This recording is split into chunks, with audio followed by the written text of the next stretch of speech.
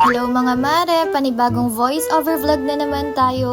And for today's video mga mi ay samahan nyo kaming puntahan at itry ang isa sa mga sikat na coffee shop and restaurant dito sa may Santiago City, Isabela, ang Tagpuan. Bale may dalawang branches nga pala ang Tagpuan dito sa may Santiago City, Isabela mga mi. Isa nga sa may Maharlika Highway at isa nga dito sa may Bypass Road sa may LTO banda. At kung naghahanap ka nga ng coffee shop na aesthetic and cozy, perfect place nga itong Tagpuan. Super ganda nga ng ambience dito mga mi at talaga namang lahat ng sulok ay Instagrammable. And when it comes to serving at sa mga prices nga ng foods and drinks nila dito mga mi ay talaga namang affordable din. Marami nga rin silang choices of foods and drinks dito mga mi kaya naman paniguradong mapapapili ka din. Dito na nga namin inabot yung gutom namin mga mi kaya naman dito na din kami nag-lunch. Bali ang in-order nga namin dito mga mare ay dalawang tonkatsu, isang katsudon, isang longganisa, isang Hungarian at isang chicken wings nga. Isang drinks nga lang din pala yung trinay namin dito mga mi at yun nga yung matcha. And additional information mga mi, hindi nga pala sila nagsiserve dito ng service water kaya naman kailangan mo ding bilhin yung bottled water nila. And yes mga mi, sobrang nakakatakam nga lahat ng sinerve nilang pagkain. At hindi ka nga lang din talaga matatakam mga mi kasi sobrang perfect nga ng timpla at lasa. Hindi nga rin masasayang ang pera nyo dito dahil aside sa very affordable nga ng mga prices nila ay talaga namang quality din yung mga foods nila. Babalik at babalik din talaga ako dito sa Tagpuan. At ayun lang mga mare, salamat sa panonood. Bye-bye!